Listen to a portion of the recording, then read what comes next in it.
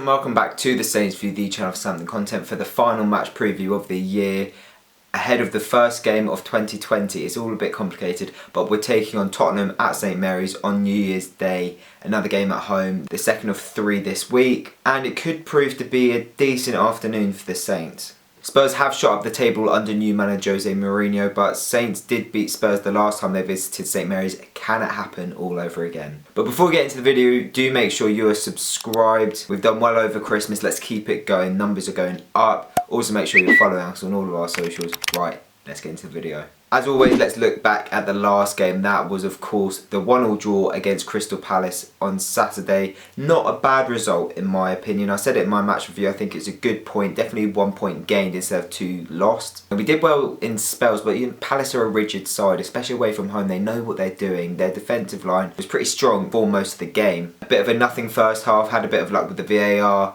Went a goal down, but responded really well. Equalised, and then could have gotten the winner. So yeah, I was happy with the performance and the fans were excellent, so we need to continue that on Wednesday when we play Spurs. But if we can start the game against Tottenham the way we finished the game against Crystal Palace, we've said it a lot this season, then we could have a really good afternoon. It was the same with the Watford game. We sort of started poorly but then had a really good end. Not saying we started the Crystal Palace game poorly, but it was a lot better in the sort of final 20-25 minutes. But 4 wins and a draw in the last 7 games in the league. I mean, you can't really complain with that. It's been a good Christmas period so far. I think another win would be exceptional. And we're starting to look a bit more comfortable. We're 4 points clear of the relegation zone. Of course, there's still plenty of football to be played and we're nowhere near safety yet. But we are also 3 points off of the top half. So if we can start the second half of the season well, we could actually end up in a pretty comfortable position, which is crazy to think given how we started our campaign. Ings' goal tally is now up to 12 Premier League goals, which is fantastic. Shea Adams, he just needs that goal. He was quiet, unfortunately, against Crystal Palace in my opinion. Great against Chelsea, but didn't really have a touch against Palace. Thought Buffal also was a little bit disappointing. He wasn't bad, but he didn't really do much. And Chippek was fantastic coming off the bench. I'm starting to think that maybe Buffal's more of an impact player. Chippek could be the same as well. Better to have them on the bench and bring them on with half an hour against tired legs than starting. I don't know, that's my opinion anyway. Let's talk about Spurs. They sacked Pochettino just over a month ago, brought in Jose Mourinho pretty quickly, and it's not been a bad appointment thus far, as an outsider anyway it seems. They've won 5 of their 8 Premier League games he's been in charge of, drawing 1, and that 1 game that they've drawn was their last Premier League game away at Norwich. They drew 2-2. It seemed that they were kind of lucky to come away with something from that. An incredibly awful offside decision with VAR for Norwich's second goal that got ruled out. An excellent free kick and a calm, cool, collective penalty from Harry Kane. So it's a point gained for them. But Norwich came to our place and struggled for the whole of the first half, about half of the second half.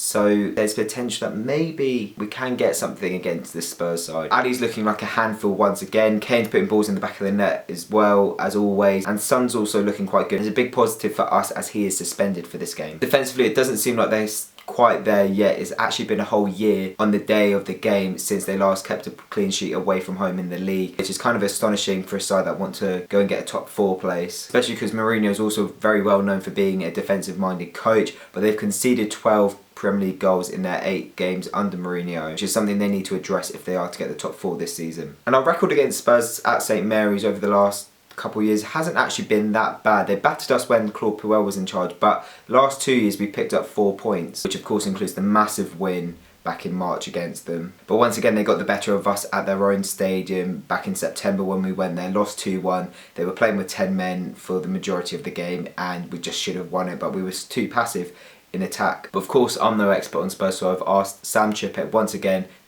to come onto the channel and give us some insight on all things Spurs. Sam, mate, take it away. Hi Dan, thanks so much for inviting me onto the channel again and hope everything is going well for you and your channel. Obviously I'm here because we're playing against you in your backyard New Year's Day. Looking forward to it now as I'm going to the game. Not looking so forward because Tottenham's form, away games, it's been a bit, yeah.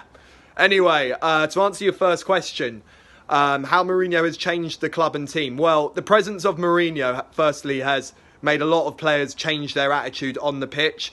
You know, Mourinho has got a very respected track record as a serial trophy winner. You know, even if Mourinho's last few spells at his clubs have not been great, you know, Mourinho still has that authority to, like, do something about bad eggs in the team and get them to perform better. Mourinho has also been making players want to stay at the club, like Toby Alderweireld, who just recently signed his contract. Overall, you know, it's early doors, but, you know, it's quite an upgrade to sack Pochettino and bring in Mourinho.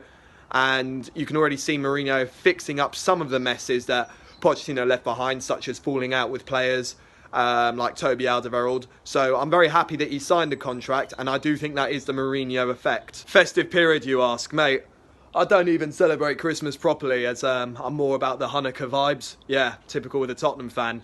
But my Christmas has been completely ruined by those sorry fanboy Grinches. Honestly, that's what it felt like. You know, the Grinch stealing Christmas from us, and it was those Chelsea lot that stole it from us. That game ruined my Christmas. Not a single shot on target, nothing of the sort. And they won 2-0 against us. Brighton as well, you know, even though we won, I wasn't too happy with the performance and thought that I wouldn't be too surprised if we didn't get anything out of Norwich. And I was almost right. We got a point away from the 20th spot place, Norwich. And once again, you know, this is not... contrary to last year where we won 6-2 away at Goodison Park, which I happened to be there for, and beating Cardiff 3-0 away at New Year's Day, this time last year, you can see that there's been so many changes for the worst, that is. Like, it's just gone a bit downhill, really, for us lately. The main issue with the defending is firstly, the defence is just getting old and out of date. Vertonghen cannot play as a fullback. And the other day, you know, he wasn't even playing as a fullback against Norwich, and he completely screwed it up on the goal they got disallowed from, which, by the way, should never have been disallowed. I'm saying this now, and I'm a Tottenham fan. Pukki's goal, you know, that was disallowed was down to Vertonghen not marking him, not closing him down, not chasing him, basically. And Vertonghen just fell asleep there. He's got to do better to close someone down, and he didn't do that. Yeah, we've got fullbacks that just aren't good enough, like Sergio Aurier. I mean, I know he's trying. I know we've seen a little bit better from him from Mourinho, but come on now. If you want top four, you can't settle the likes of those standards. The issue as well is our midfield, because our midfield has also become a bit of an issue. Like, as much as I rate Sissoko, he needs to partner up with someone else that can either hold, or he has to hold himself.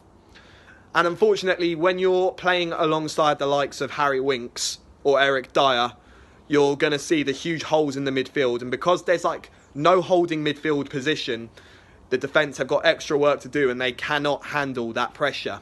Because we basically invite too much pressure when the midfield does not do their job properly. And the other thing as well is that we don't score enough goals in away games. You know, we tend to... I saw it a lot last season where we just, under Pochettino, where we just tend to like settle with a 1-0 goal lead. And that's how we basically lost to you last season. You know, we scored and then we just like completely switched off and just invited too much pressure. And that's how you got the 2 goals with that Ward-Prowse free kick. Oh, God.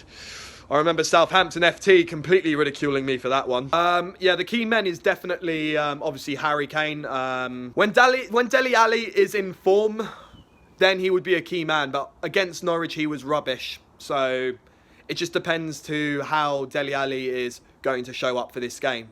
Another key player that I'd say to look out for is definitely Ndombele. I mean, I highly rate the guy. He is one of the links that we need as a midfield, that we've got in the problem in the middle. Lo Celso as well, because Lo Celso is just a player on loan with an option or an obligation to sign at the end of the season. That's if he wants to stay.